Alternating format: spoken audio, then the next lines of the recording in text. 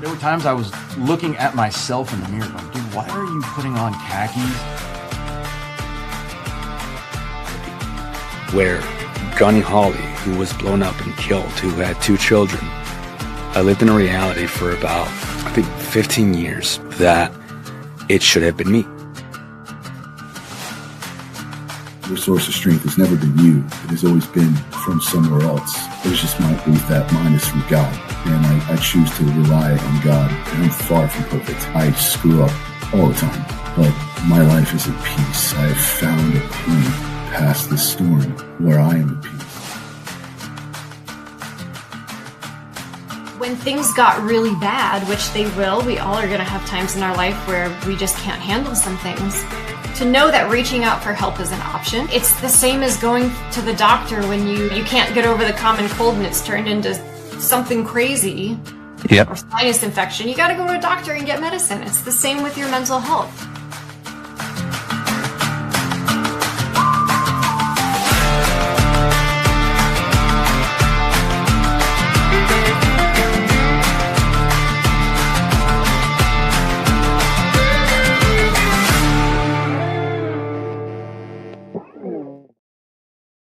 Hey, everybody, and welcome back to the Bunkhouse here on Military Broadcast Radio, where we give veterans a voice. Before we start, bring my guest on today, if you could. Follow the Linktree link below, scrolling across the bottom. Go ahead and follow, share, like, make some comments, give me some feedback, let me know what you think about the show. And then also, if anybody out there is listening or know anybody that's close to them and they're struggling through today's problems or in a dark spot, please let them know that they're not alone, that there's always help out there for them. And they can call the mental health crisis line, dial 988. They can dial 1 for the veteran crisis line. There's also an option for anybody that's hard of hearing as well. And before we get started, here is a quick word from Military Broadcast Radio. The station where our veterans' voices are heard. MBR Talk. Hey, thanks for supporting our channel by watching and listening. Find us on the web at mbradio.net. All right. Welcome back. And then now I'm going to bring to the stage Bill Lowe. He is the host of Semper Try podcast. Bill, welcome to the show, man. Thank you for having me, Cole. Such an honor. No, absolutely, brother. I appreciate you bringing here. So both of us being prior Marines, if you could give us a little bit of background about yourself and everything. Oh, a little bit of background. Well, I grew up in South Dakota, farm kid, got close to graduating high school. Not sure what you're going to do after high school. And I think it was between my junior and senior year. I was like, I'll join the Air National Guard there in South Dakota. And I was working in the mall and the Marine recruiter came up for lunch or whatever. And he's like, oh, what are you going to do after high school? I'm like, oh, join the Air National Guard. And he's like, the Marines have a reserves too. And I'm like, no, didn't know that. And he goes, well, why don't you swing by it on your break or whatever? So go down there, talk to him. And I'm like, guess he changed my mind. I'm joining the Marine Corps Reserve. So between my junior and senior year, I joined the Marine Corps Reserve and was going to go down to, I think it's Omaha, where's the closest reserve base, and work on, I don't know, Humvees or something heavy duty mechanic or something like that, they called it. And then you go through your whole senior year and what they drill in your head. What are you going to do after high school? What are you going to do after high school? And I was like, well, college wasn't an option. And the only 2 things I really had interest in was like photography and accounting and stuff like that. And I'm like, well, I don't want to be an accountant. I mean, I like math, but no, I was like, I don't know if I could make a career out of photography, and you have to go to school for that. And I didn't really want to go to school, and I knew I didn't want to farm. So I had a younger brother and I figured he'd want to do that. And I did not want to do that. So I think it was early May, I called up my recruiter and I go, I changed my mind. And he goes, well, this happens. He goes, we lose some before they join. Totally understand. Goes, if you change your mind, let me know, but totally understand. I go, no, I changed my mind, but I want to go active duty. And he's like, all right, you need to come in and retake the ASVAB. I go, retake the ASVAB? He goes, well, you said when you took it in your junior year, you didn't try too hard. He goes, come back in, retake it. So I go back in. This is like early May, retake the ASVAB. He goes, that's a good enough score. What do you want to do? I go, I don't know, mechanics. I like working on stuff. And he goes, how about you work on F-18, And I was like, that sounds awesome. He goes, yeah, just imagine you could be working on a F-18 someday, all this other stuff. And I'm like, nope, that'd be awesome. He goes, well, I can't promise you that, but I can get you aviation maintenance. You'll get one of the aircraft that the Marine Corps flies, and he listed them all off, between all the helicopters and planes and stuff and jets. And I'm like, okay. Yep. Sounds good. And he goes, well, I can have you leave here like 7 days. I graduated high school. I think it was around May 11th. And I went to boot camp. Like I said, I don't remember the exact days. People remember all that. May 17th, May 18th, headed to boot camp around then. So it was like 7 days after high school. And this was only like 13, 14 days after I signed the contract, and I was gone. Yeah. So yeah, that was the start of it. And then, just only did the 5 years and been out for a long time now already. So that's a little history there. No, that's awesome, man. Yeah. So, I kind of have a little story too, and I talked about it on my show, that my monthly releases that I've done, and some other shows I've been on. But kind of when I came in, I was coming in originally as artillery, like my contract was, and then literally the day I left to go to recruit training, the liaison at MEP said, "No, we can't do that because you didn't do geometry," and like pretty much got recruited, and kind of the same thing. He like they reeled you in with the F-18 piece, and then was like, "Well, I can't promise that." After you were like, "Yeah, let's do that." Right. I will say, I've heard a lot of stories of recruiters lying to them.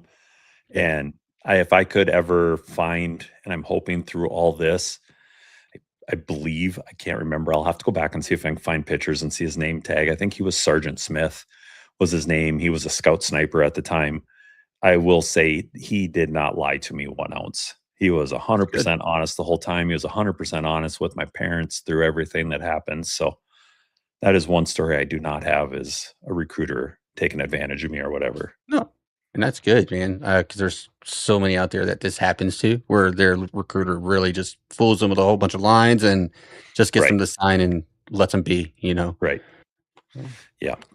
I mean, and we all just become a number in the big picture of it, but yeah, and I think that's where a lot of us, and not even just Marines, but all services, when we get out, we really start to realize, whether we did 4 or 5 years or did 20 to 30 years, we start to realize that's all we were after we're out, and get that DD-214 in our hands, that we were just a number, and that brotherhood or sisterhood isn't there like we thought it was going to be when it's time to hang up the uniform. And I think that's where a lot of us really, that it hit me very hard. I don't know, a lot of it happens. And getting out that many years ago, I got out in 02. That was kind of before everybody had a cell phone. That was way before social media. Email, I guess, was kind of a thing, with AOL and stuff like that. And Yahoo might have been just coming around. But like, keep staying in contact with people you're in was really hard, and trying to find them. And I have a horrible memory. I mean, I listen to different people talk on podcasts and tell stories, and they remember names of recruits and drill instructors that they went to boot camp with or they served with, and I'm like, I can remember faces, but names, holy crud! I can remember a couple names. That's about it. Yeah, and being Marines, we definitely live up, or at least try to live up to our motto of Semper Fidelis, always faithful, right? And you being the host of the Semper Try podcast, can you kind of give us some background, like where that name came from for you? So, you start messing around and you start thinking of names. And when I thought, okay, I want to start a podcast, what's the name going to be? I started talking with the wife, and I really liked, it took me over 20 years to really, be more proud of being a veteran, and being the Marine thing. I just kind of, before that, just kind of kept it on the down low, the typical veteran thing, not every veteran's the same, but not wanting to be thanked for my service. There's so many people that did more stuff. But then when I was looking to start this podcast, I didn't really research it enough. You heard the big names out there, the big Navy SEALs and stuff. They're always telling their stories, and that's who they're interviewing, is other Navy SEALs and all these, heroic stories. And I'm like, well, there's, you go to the VFW or you go to the Legion. I'm a member of our local Legion. You go there, there's so many veterans. There's so many just small stories. I'm like, I want to hear those small stories. And I know I kind of jumped away from your question here, so I'll turn around and go back to it. But like Semper Try, so I was like trying to find a tie. I've taken pride in the Marine Corps.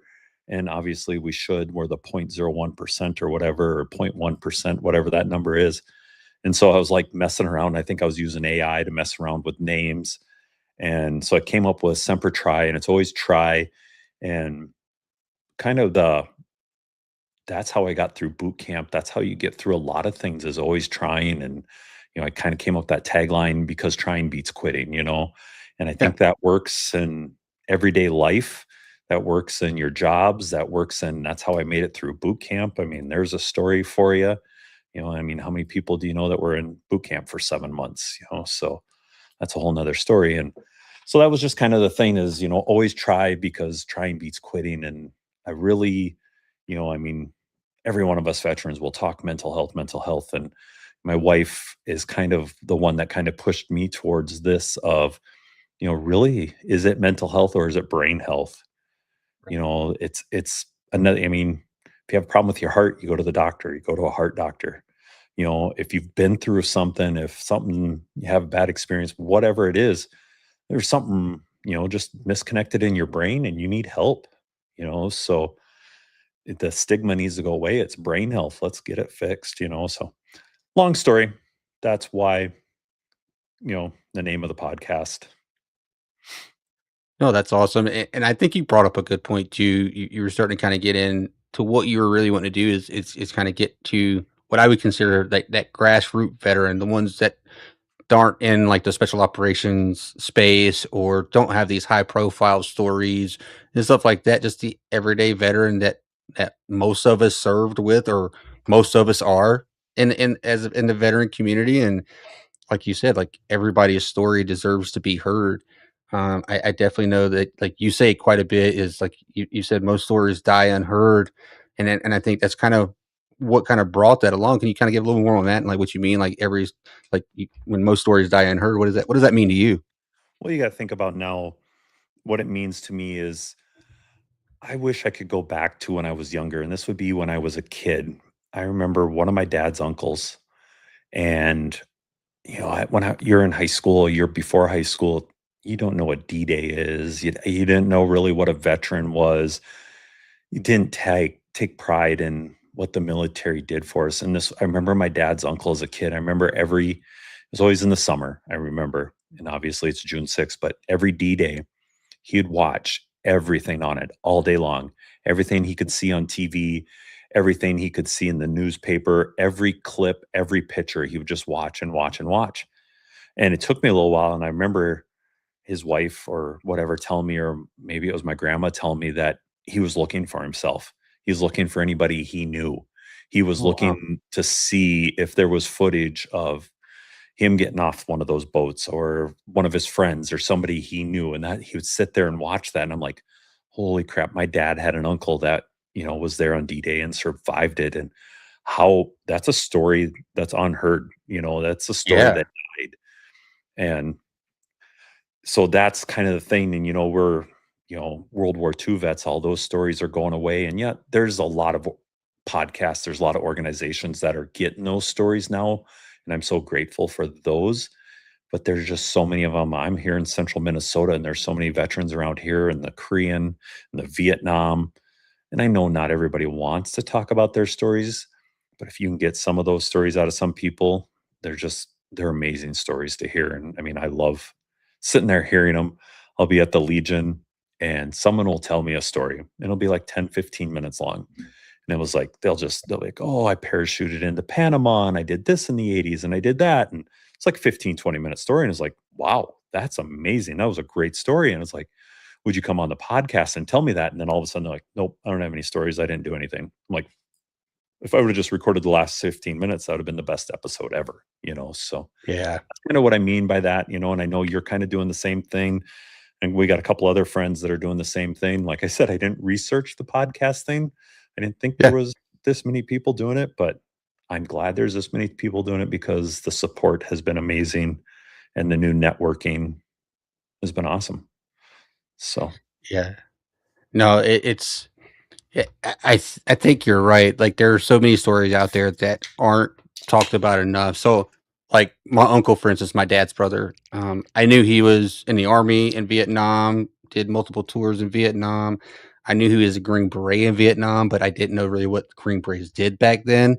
And he recently passed away this past year. And come to find out, he was actually part of the that special operations training group that that was kind of a joint like a joint group with CIA, Delta, Green Berets, Force Reconnaissance Marines, like essentially what most people know now today is Delta is essentially what it was before Delta was a thing. And like hearing stuff like that and knowing what he did and looking more into what that group's mission was in Vietnam, like he never once talked about it. Like a lot of folks, like the Vietnam War era, like veterans, just like our like the GWAT era Marines, like we don't, or just veterans in general, don't talk about a lot of those things. And not once would I ever even known he was a part of anything that like that's history, and it like that is history being made before you even know it, right? Like honestly, like all the stuff that he went through, and um, but yeah, he Bronze Star with a Combat V, multiple Bronze Stars awardances, and so like yeah, again, it's those are the stories that, like you said, those are the ones that if they're not talked about, they die with the people who lived them, right? Right. Those are stories that should be in the history books that might not make it because nobody got the chance to hear them. So if we can get the chance to just talk to some of these people, and like you said, it's all the way modern. I have friends that are younger than me that have stories of combat and all this other stuff, and it's just like, wow. So there's continuing on to this day, there's still stories. So Yeah.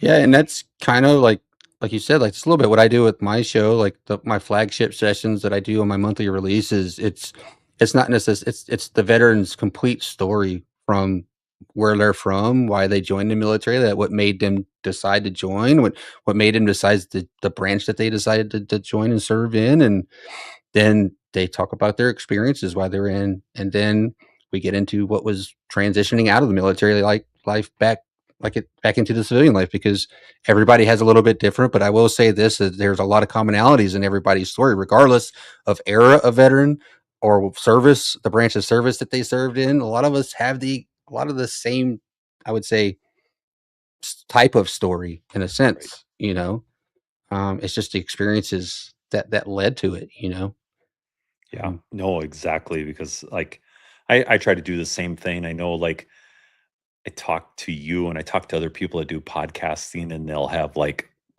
I'm not saying you in general, but I'm just saying other ones. They'll have questionnaires like, hey, this, or this is what I'm thinking. And they'll like map out kind of what they're hoping the podcast will bring on. And I'm just pretty Yeah. much like, will you do the podcast? And I just hope the conversation flows naturally. And if it doesn't, sometimes is a little awkward. Sometimes it is what it is. I've had a couple where there's a couple minutes of silence where like, they're thinking or thinking. I'm like, we can edit out, if you said something wrong or said something else.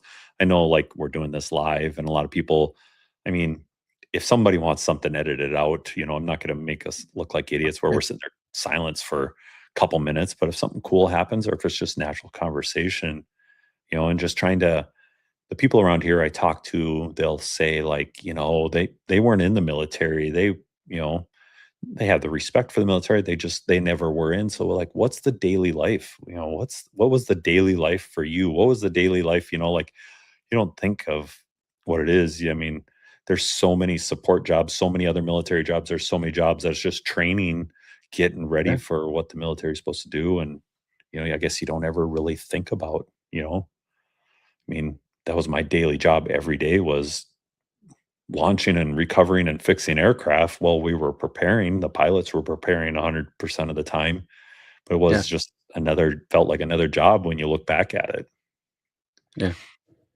Yeah, I mean, being from the communications career field, like in the Marine Corps, it's kind of the same thing. Like you get into a routine, you feel like it's just your job and it's nothing special. But I've started to kind of look back, and finally started to look back really, and seeing like as a communicator, what our mission really was to provide tactical communications, whether it be radio, computer type communications, or telephones or whatever, and provide that to support the warfighter, right? And like that's what you do. You support logistics, you support aviation missions, you support the warfighter on the ground. Like that's a big deal. If you can't communicate, you can't move, you can't do anything. Same thing. If there's nobody to fix the aircraft, they can't fly the aircraft later, right? So again, like and those are stories that they may not be sexy or flashy, right? But they're still stories that make the cog turn in what we call the military, and those stories are just as important as the operators that are out front kicking down doors, every single day. They're just as important, in my opinion. Well, and they need to be sure heard. They want their communications to be able to call and support if they need it. They want the the intel from above. They want all that stuff. They want those planes flying too. Yeah, they're right there in the heart of it, and thank you for that. But yeah, it's everything needs its support. So no, absolutely. And one thing I've learned, especially when it comes to not just telling my own story, but talking to other veterans about their story, of how much of an impact it has on, I'll steal your term for a minute, but the brain health, like talking to veterans about these types of things, it helps me a lot with my struggles and some of the stuff that I've dealt with. And it seems to help a lot of the veterans. I'm going to assume it's the same. I would assume for you, it's kind of the same. It kind of helps you with your brain health as well. Yeah, I think it gives you that sense of belonging again, like this, and just, I mean, everyday life, brain health, you need that, we're creatures that need to interact with other creatures, so it's, no matter what or how scenario it is, and I like the giving back aspect of it. So I hope that this is, being able to give back and help the community in some way or another too, and help with other projects and fundraisers, and obviously volunteering at the Legion for that giving back. But there's definitely, and I think we've talked about this before, there's definitely a sense of pride and enjoyment in this, because once again, let's take on a hobby. Basically, I guess this wouldn't be a job. It'd have to be a hobby, right? Hobbies don't pay. Is that the right terminology? Yeah, I'd go with hobby. Yeah. I mean, we would love to be able to support ourselves. I don't want to be a millionaire, but I want to be, it would be nice if this would like help pay for a little bit of the equipment once in a while. But you spend money on hobbies. So, but I enjoy it. I really, really, really enjoy it. Yeah, same here. Like it again, like I don't do it to make money, right? I do it to give back to the community. This is my way of giving back to the veteran space as well, and it's providing a space for veterans like yourself and other guests that I've had to share their story, to get their name out there, to kind of show or share their services or the things that they're doing also, and I think this kind of brings us into a good point for a quick break. But when we come back, we're going to talk about some of the stuff that you do volunteering, some of the stuff that you do around the Legion as well, and kind of those pieces of your area of getting back to the veteran community as well. So again, everybody out there listening, we'll be back here shortly.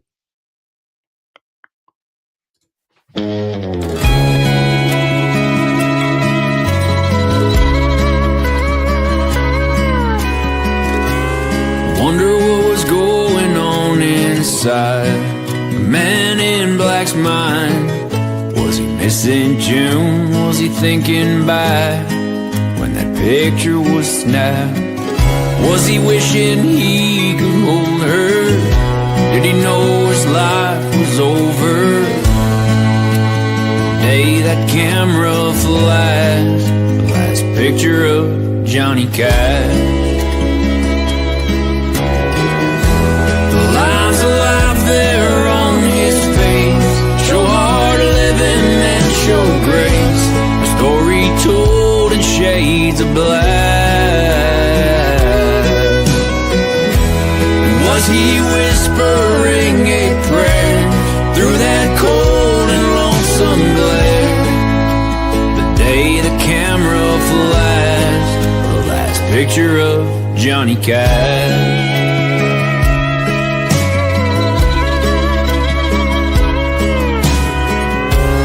Could he hear that angel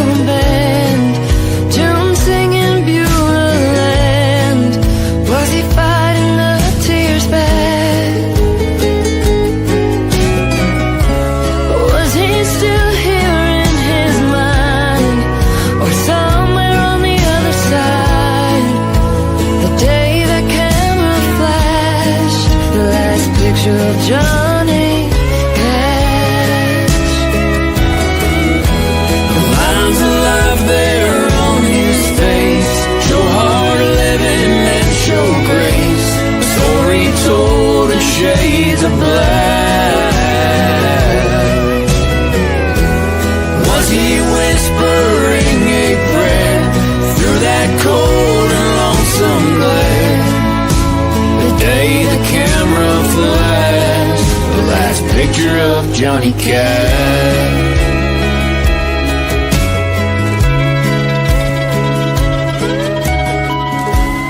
Wonder what was going on inside the man in black's mind.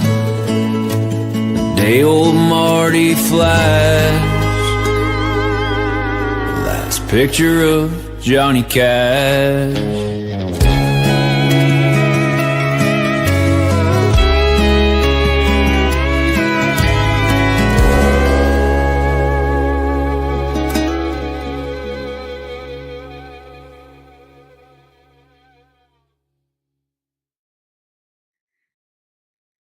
All right, welcome back to the Bunkhouse, everybody. Live here on Military Broadcast Radio, where we give veterans a voice. Before the break, my guest and I, Bill, was talking about kind of the origin story of his podcast, Semper Try, and now I really want to get in. And Bill, if you could share some other things that Could you're doing, one thing before we start? Sorry, John. Yeah, go ahead. I don't think you promote this enough. That was Dallas Alexandria. He is a Canadian veteran. He was 17 years special forces for them. He was a tier 1 sniper. And now he's down in Nashville producing songs. I love that when your songs play that they're veteran related. And I've interviewed one Canadian military veteran before. And I mean, you know, the north of the border veterans are still veterans, but that's awesome. That song was amazing. Tier 1 sniper. He was part of the team that was part of what was the world's longest shot. They recorded it. So he was part of that. So interesting guy. Sorry. Oh, that's no. Thank you for that, because I'm actually we have kind of a group of different music videos that we could do for our breaks and stuff, and so I'm glad you bring it up, because I'm actually going to start doing that now every show and doing a little research. And when I play one, I'm going to come back and explain some stuff like that. Yeah, I think that's a great idea. There's some That was great good. guys. No, thank you. Nice work, John. Thank you. All right. Sorry, your question again. Sorry about that. Yeah, no. Hey, you're good, man. No, just what I want to do is give you the opportunity to talk some about the things that you do volunteering wise, stuff that you do with the Legion, and maybe some other organizations that you work with. Well, if we're talking volunteering, I would say my volunteering, like actually giving back, started when I moved up to Minnesota. I moved up to Minnesota 20 years ago now. So I moved up here in 06, a couple of years after the military. I moved up here and I started with the local JCs, so the Brainerd JCs. And you might have heard of them because they do host the world's largest ice fishing extravaganza. So it's the largest ice fishing contest that happens in one day. And they do it every July. Yeah, they do it in July. Yep, idiot. No, they do it in January, February timeframe when there's actually ice, so they have to have like 17 inches of ice to actually hold this contest, because they have anywhere from 8 to 14,000 people on the ice. They drill about 20,000 holes on Friday. And so it's a small village develops on this lake or whatever. And they give away a truck. They have over $150,000 in prizes. They donate anywhere from $100,000 to $500,000 every year back to the local community. So I started with the JCs. They did other things. And so that's where I started my volunteering. And then at some point in time, like I said, we'll start recognizing being a veteran or whatever. So then I started helping with the American Legion and then volunteering, helping a little bit there. Then actually there was our local Legion has gambling, and they were looking for a new gambling manager because the one that they had, there's a long story there. The one that they had before the one that I replaced was like trying to lose their license. There was fraud involved. The Legion was probably going to go under. And so another guy took it over. Well, then he got diagnosed with cancer and he was on his last, or whatever. So they were trying to find someone quickly, and they asked me if I'd do it. And I was like, they're like, oh yeah, there's a little bit of, stipend or whatever to help out, because there's a lot of stuff. So I had to go to the classes, learn how to do that. And gambling, the charitable gambling is actually how we donate most of our money to the community. This is how we keep the doors open. But it just opened up so many more doors for working with organizations like local youth sports and other nonprofits, and being able to help volunteer with them. And then like my wife she's the president, I got to say this right, president chair of a local mental health, suicide awareness, brain health, whatever. I think it's suicide awareness is their actual. So it's a local one here called Smiles for Jake. She's the president of that. So I get told a lot to help with that one, which I don't mind. And then she'll help with a lot of different events we have at the Legion. So those are the biggest ones. The last one, the most recent, is one of my friends. She started a memorial to help veterans, and it's her father worked at the local camp here, Camp Ripley, and he helped veterans. He'd help anybody that needed help. So she thought, in his honor, let's start one that helps veterans. And she's about 3 years into it, and I've kind of wanted to team up with her and help her as much as I can, because there's only like 2, and I should add in 3 requirements for getting help. And one is be a veteran. So if you're a veteran, 2, be a veteran that needs help. And so really the third requirement is be a veteran that needs help in our lakes area. We don't have the funds. We hope to expand, go to state of Minnesota, go tri-state, go keep growing, go regional. But right now we're keeping it local because that's what we can help. And it's the veterans she's been able to help. It'll be like someone in their last minute with, car, fix a car or something so they can get to work, or make a house payment, or help. And there's so many situations. There's no criteria. She sits down with them, she talks with them. It's like it can be immediate, like if it's something we need that day or next day, it's, there's not all these processes and red tapes with all these other veteran programs. A lot of great programs, but you make too much money. We need 6 weeks. There's so many hoops to jump through, I guess you'd say. So we're trying to, in the lakes area, to avoid that and try to help that, those emergency situations. So I guess that's the biggest things. Like this next week, I will be going out to help the JCs. I've aged out. I'm too old to be a JC member, but they have kind of alumni. So they pour beer at Brainerd International Raceway, which the NHRA is coming to town. So it's like what funds their operations for the whole year, the beer sales. They make enough off of it in beer sales. So it's all volunteer based. All the tips stay with the organization, and just go out to do it to enjoy the environment. I have friends that come up, but it's just a volunteer, and me and my wife volunteer every year to help them out. And they're always looking for more people to volunteer, but that's gives them the money to run their operation, donate to other local nonprofits or charities or youths or whatever, just help where they see fit and stuff like that. And then the following week is CRMC, what is it called? CMC Championship. So it's the local America's Tour for golf is coming to town. And my wife is the director of the CRMC Foundation. So there's another, charity nonprofit or whatever that I help with. So it's a big fundraiser for them, and they're able to help cancer patients, help diabetes patients, help a lot of people in need. And I'll probably say the wrong thing. My wife is so way smarter than I am when it comes to all this stuff and the wording. But so I'll help out there all week, the week after that, and I think last year they raised about $100,000 at that event, and stuff like that. So I know they're big goals this year, so those are some of the highlights, I guess you could say. Oh, I think that's great. I think we've talked about this before, just kind of offline and in other conversations, is getting involved in just anything to give back to a cause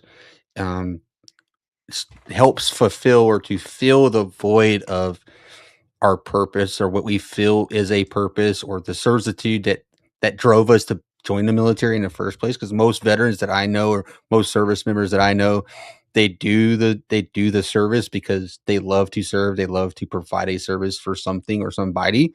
And I will say that's one thing that I struggled with when I first got out, is finding that purpose. And I think you brought up a really important thing, is being proud to be a veteran again, right? Because a lot of us, when we get out, we don't talk about being a veteran. We don't wear any kind of what I would call military paraphernalia, right? We don't wear the t-shirts. We don't wear the retired Marine hat. And, I didn't do that. And I still don't wear stuff like that, but, I've learned to be more proud, and not in like a standoffish way of being proud, right? Not like the one who said, well, I used to be a sergeant major. You got to respect me because I'm a retired sergeant major. Not like that type of, Right. like, because there's a big difference. There are veterans out there that are like that, Yes. right? Absolutely. There's so many out there that are like that, but being proud of being a veteran in the service that you gave to your country is not a bad thing. Be very proud of the service, no matter how small you think your piece was. Trust me, I promise you, it was the piece that needed to make it continue while you were there, right? And be proud of that. It took me a while to literally learn and understand that, and be proud of being a retired Marine. Again, like, it was hard for me to say that or promote that about myself because I didn't get to go to 20. I had to retire early. It wasn't a medical retirement, but it still was not a 20-year retirement like what you would think of from a retired service member. But I'm finally at a point in my life, like mentally and emotionally and spiritually, like I'm okay with that. Like I'm finally at a point where I'm okay with being that. It's not who I am anymore. It's made me it's part of who I am, but that's not the end story. That's not who I am. That's not who I'm going to be or who I'm supposed to be. That's just part of what's made me who I am. Right. Right. I mean, yeah, 2 years, 20 years, 30 years, every last one of them signed on the same dotted line, put the exact same life on hold, payable up to death, basically, on that contract. So, yeah, I mean, everybody goes to MEPS. Everybody raises their right hand. They all have the same oath of enlistment. We all pledge our allegiance essentially to Right. the same thing, regardless of branch of service, regardless of time, regardless of active reserve or National Guard. We all pledge that same allegiance to our Constitution and to our nation, and that's something to be proud of. Right. We are a very small population of the United States that actually do it. Right. When you get immersed into this with other veterans, you're like, oh, veteran. But then when you step back Yeah. and you look at the big picture, you're like, it's like 1%, 1% of the United States population is served in the military. It's like, that's an exclusive group of people right there. We've got to support each other and take care of each other. So, and then you're let absolutely alone right. how much smaller that percentage is for Marines. I mean, everybody wants to be a Marine, but only a few of us could do it, I guess, right? Sorry. I mean, I'm kidding. Yeah. I'm kidding.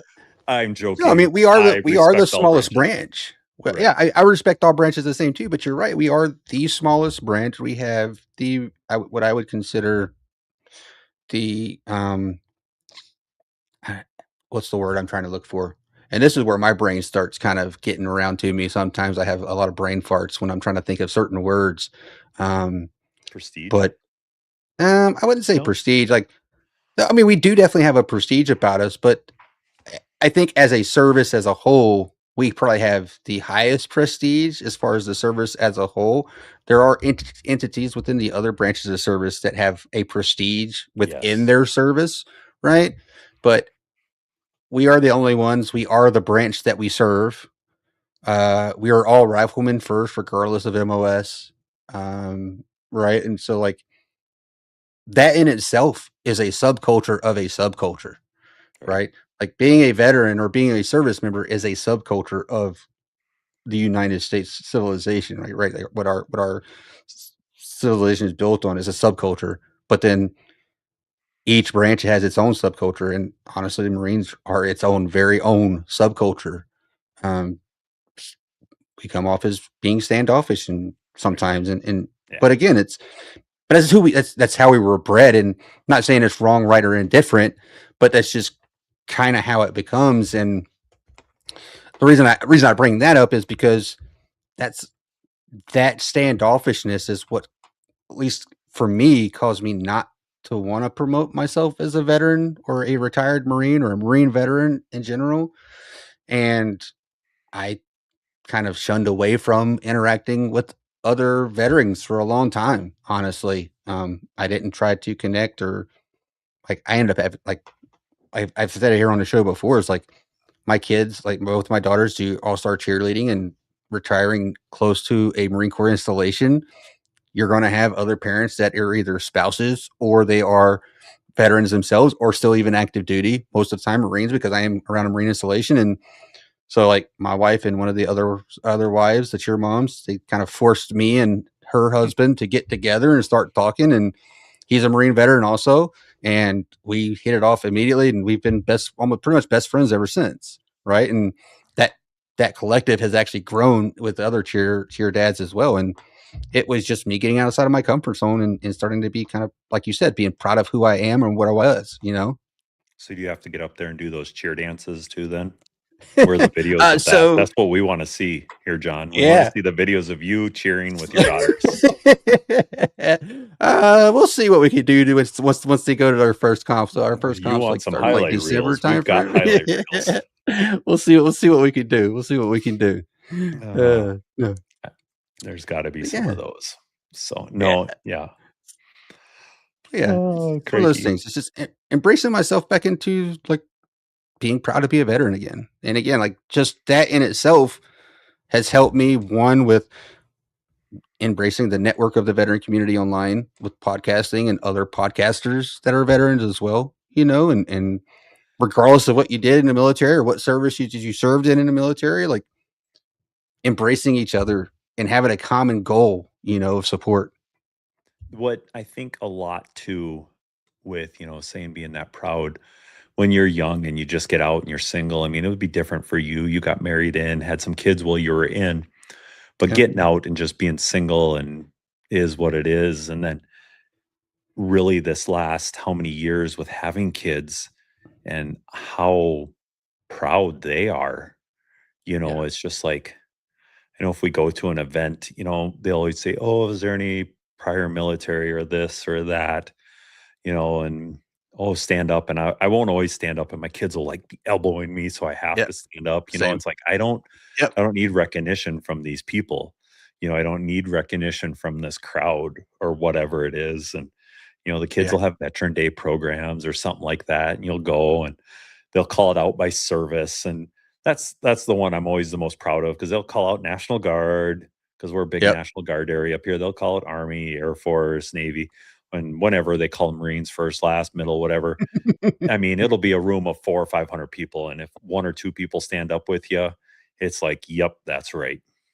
And there'll be like 20, 30 National Guard or the Army, there's always a bunch of those. But so, there is definitely a lot of pride goes into it. And I'd say my kids and my wife have helped me with that, like, that's a Father's Day gift right there from the kids. And I was just like, oh my God, that is so awesome, and just a couple more things they've gotten me and stuff like that. So, and then now with the podcast and, the EGA with that and Semper Try. And I don't know. I might only own underwear that don't have that logo on them yet. And that's yet. So it's coming. But I figured why waste the logos because 90% of the time people don't see my underwear. We won't talk about the other 10% of the time. I think this is actually another good quick break time because when we come back, we're actually going to talk about some future initiatives that I am proud and honored to be a partner with. So when we come back, we'll talk about those things. All right. All right. We'll be back here in about a few minutes.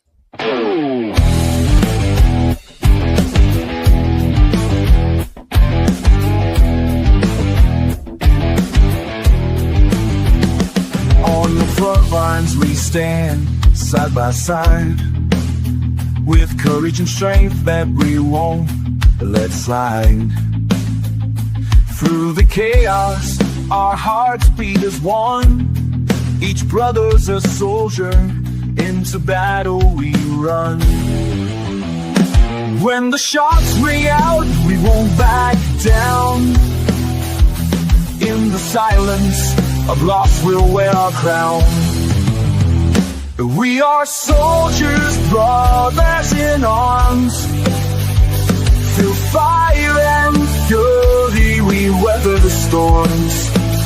In unity, forged through the blood that we shed. Together we stand, living for the dead. Each step we take through the mud and the pain, memories linger like the echoes of rain. We fight for the fallen, our spirit won't break. In honor we carry their names in our wake. Though the cost is high, our bonds grow tight. In the darkest of hours we'll shine our light.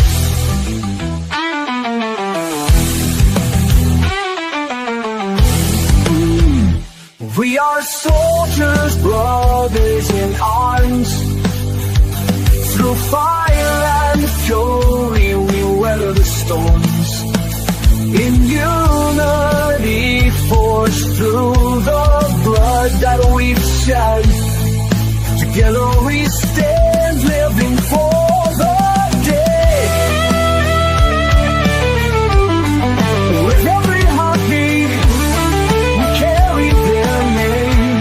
In the Brotherhood force we'll never be the same.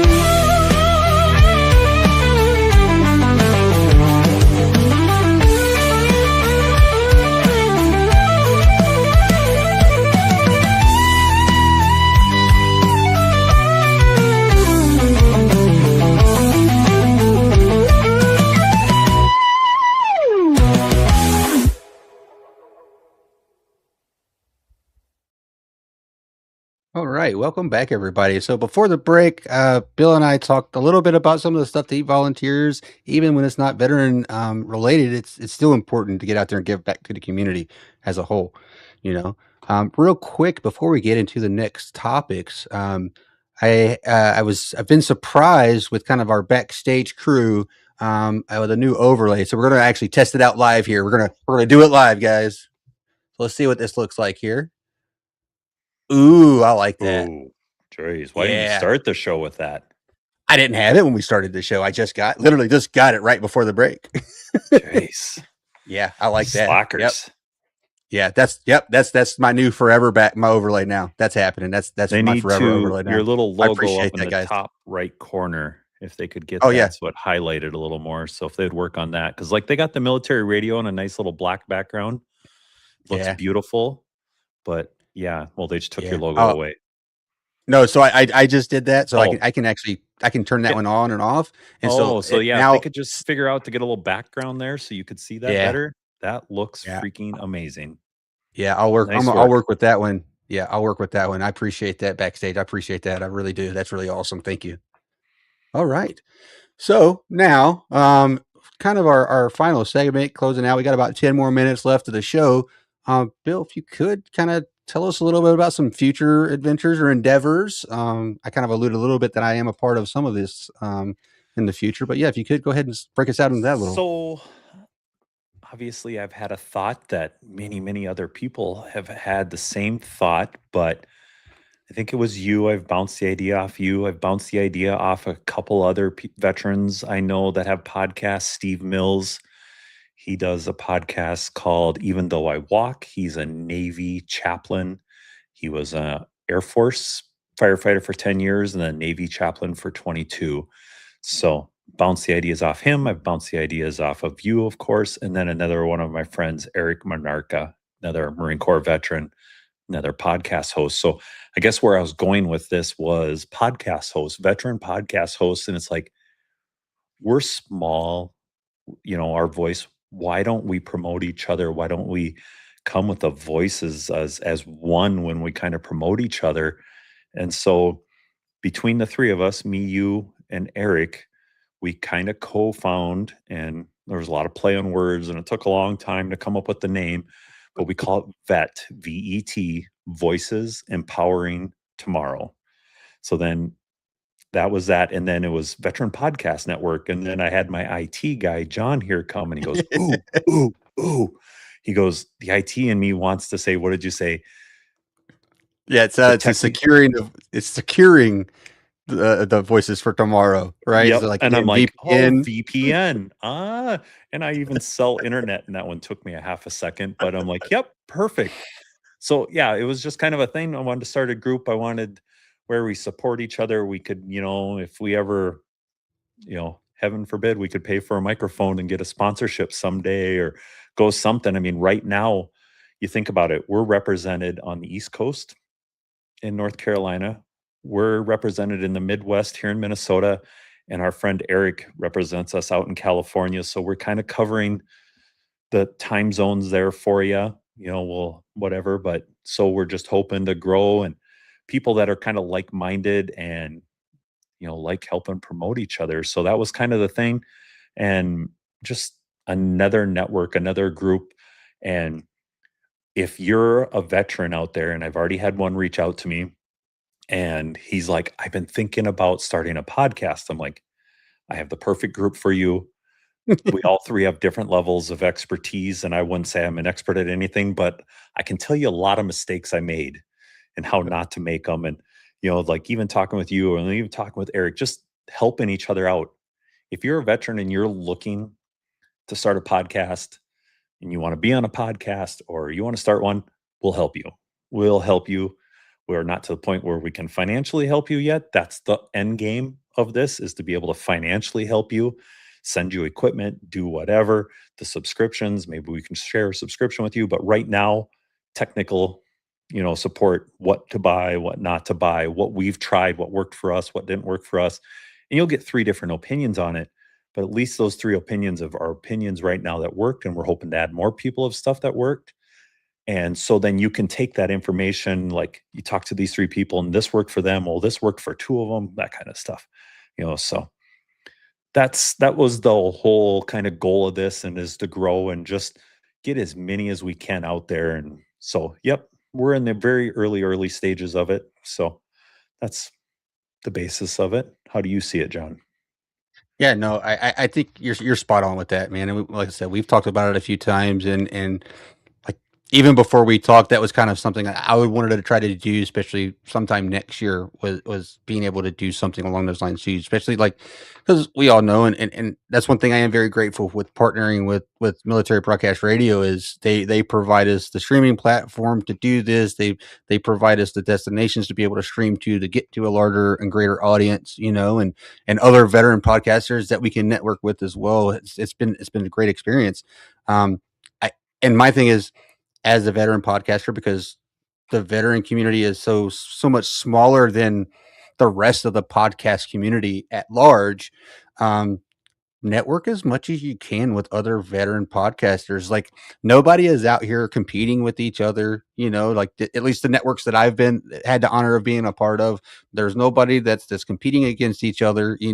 Everybody's here to help each other out, give advice, bring you on their shows, give you guest options as well, share guests between shows. I've been afforded the opportunity. I've been asked to come on and be part of the oh shoot, again, brain fart. I hate when this happens. Like I'm in mid conversation and like I just can't think of words Coffee sometimes. talk. No, so so Marie, I had her on. I've had her on my monthly releases, but yeah, like she's been a great resource. She got me into Cav Arts, which is a great just creative space for veterans, not just Right. podcasting, but they do writing, they do music. Like Cav Arts is an amazing resource if you're in the creativity space. Period, as a veteran, Cav Arts is the spot to go. And yeah, I mean, So I've while you're thinking there, like you said, a veteran supporting another veteran, me celebrating your success, John, or any other veteran out there, I'll follow you on Facebook. I'll follow you on Instagram. Reach out to me. Me supporting your success does not diminish mine. And I think that's the biggest message that veterans need to get out there. If you're being successful or you're starting to get successful, you celebrating or following somebody else, their success, that doesn't diminish you. Like I was just with Barry, he's a Navy veteran. He has a Cowboys podcast. I think he has like 35 Cowboys podcasts. This guy is just hammering it hard. He's upbeat, he's entertaining, he's got it. That's his niche. And I love it. and me liking his stuff or watching his stuff doesn't diminish anything I do. So, and that goes the same for everybody. And I think that's the biggest message that would need to be is, people are like, oh, if I like that, no, it takes nothing from you, so. Yeah, no, you're absolutely right. And I got invited to come on Tip of the Spear, which is a veteran roundtable, and we talk about anything and everything from current events, things that are going on in the veteran space, in the Department of War, the VA, a little bit of everything here and there.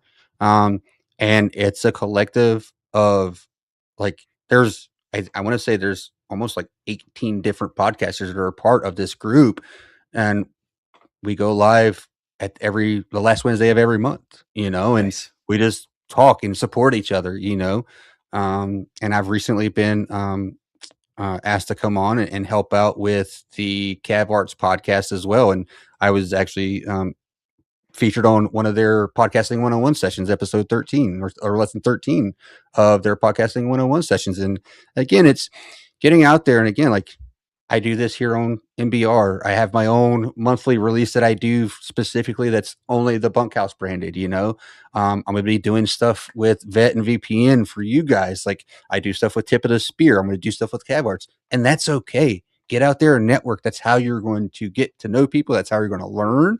That's just how you're going to get better. And you're going to make other people better as well, just for doing it, Right. 100%. But yeah, man, any last comments or topics you want to talk about, Bill? I don't think so. I appreciate this greatly. I mean, this was awesome. Obviously we're going to work together a lot in the future. Absolutely. I did have a thought that just came to me and I totally forgot it as you were talking, because that's my life now, is forgetting stuff as soon as I think of it.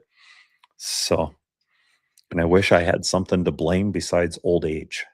Right. Gray hair. Yeah. I blame the gray hair. If I had hair, all I have is gray beard hair. So, but no, thank you, John. I appreciate it very much. I'm going to, as soon as we're done with this, I'm going to go to the Legion and work some more down there instantly. So, sounds good, brother. And I appreciate you joining me, man. Oh, it looks like the backstage crew. We got me a new logo up here in the top right hand corner. Oh, look at those. They're fancy. I like that. Yeah. Okay. This is now my new setup for every time I go live. I like this. Good job, guys. I hope you can. I appreciate that, guys. Work. All right. Hopefully I can meet some of them someday. Oh yeah. So matter of fact, if you once I end the live here in a couple of minutes, if you stay on, we still got some uploading to do once it's finalized, and I'll make an introduction real quick. Sweet. Appreciate it. So yeah, make sure you promote those military veterans. The last one, he was hard to get information on. That Dustin Garner, all I got was he served in the Army, and all of his songs are from his experiences, as in being in the military. But either way, those are great songs, great stuff, supporting veterans. And, there's plenty of things out there where you can support veterans or veteran-owned companies, so yeah, that's all I got. And again, Bill, man, it's been an honor having you on the show. I appreciate it.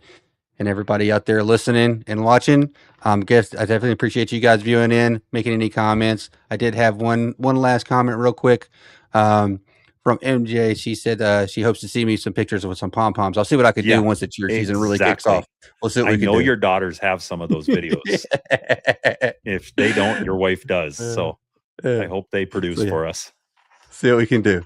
But yeah, for everybody out there listening, thank you again. Again, if you could follow the Linktree link below and like, share, comment, give me some feedback too. Let me know. Make sure I'm doing the right thing. Make sure there's something else out there you guys don't want to hear about. All right. Again, as always, be the light in someone's dark. Hi, I'm Beaker with Military Broadcast Radio TV. We're your virtual MWR, bringing veterans radio, podcasts, gaming, animation, 3D printing, and a community that never leaves you behind. Download our Roku or mobile app today. Wisdom to share if you listen this week, so pull up a chair and stay for a spell. We're heading down a trail where good stories dwell.